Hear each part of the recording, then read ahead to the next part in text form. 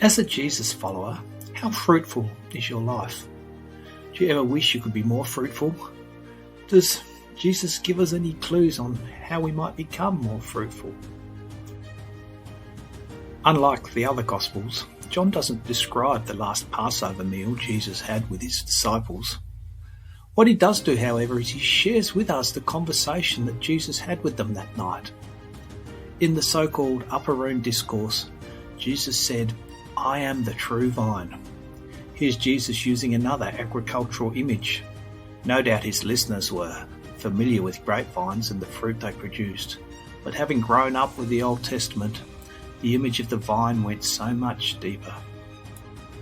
God's people, the nation of Israel, are often described as a vine or a vineyard in the Old Testament. It seems though that whenever this image is used to describe God's people, it refers to their fruitlessness, their failure to bear fruit. Jesus describes himself here not just as the vine, but as the true vine.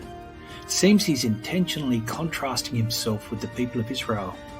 God had set them apart with a mission to show the world who he was and what he was like, to guide people towards the love relationship they were designed for with God.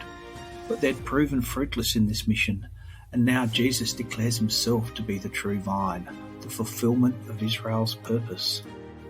In order to unpack the relationship between his followers and himself, Jesus uses a simple parable with three characters: the vine, representing himself, the branches, representing his followers, and his father, the gardener.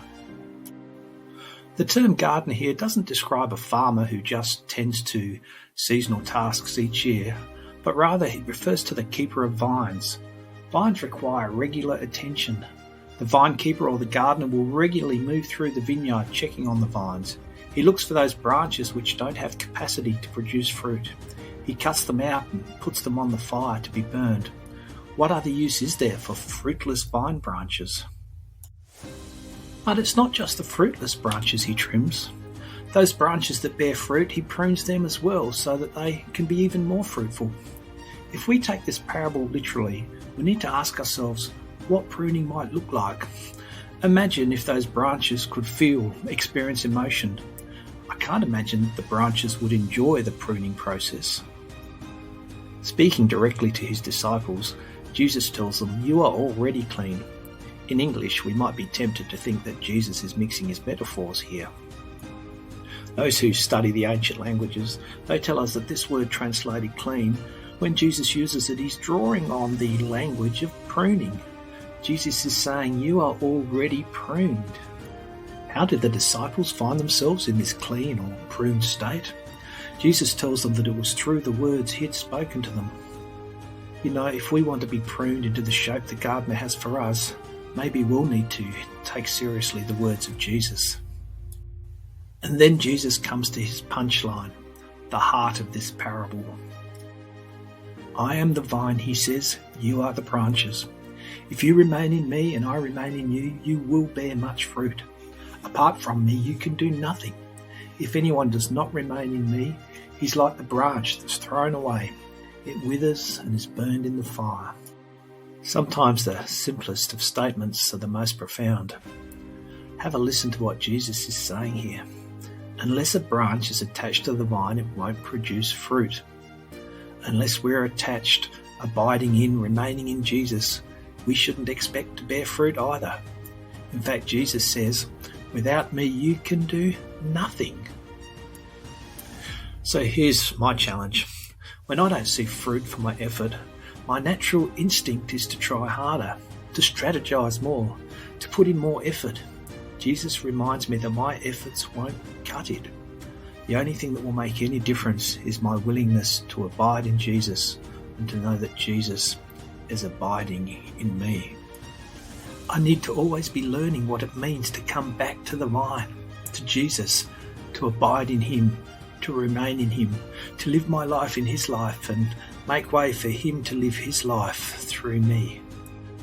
Jesus goes on to say that if I remain in him and he remains in me, then whatever I ask will be given to me. Seems there's a direct correlation between my willingness to abide in Jesus and answered prayer. But here's the really good news. Jesus is fully invested in us being fruitful. Why do I say that? We know that Jesus is only interested in bringing glory to his Father. And that's why he wants us to be fruitful, so that through us he might give glory back to God. As we bear fruit which brings glory to God, Jesus tells us that people will see that we're his disciples. Jesus has already told us how people will know we're his disciples. He goes on to unpack it in the next part of the chapter. I'll leave that for you to explore further. For now, here are some things to ponder, questions to think about. Talk about them amongst yourselves, discuss them in your small groups. Can you remember a time in your life when you were more conscious that you were abiding in Jesus and that he was abiding in you? What did that look like? How did it feel?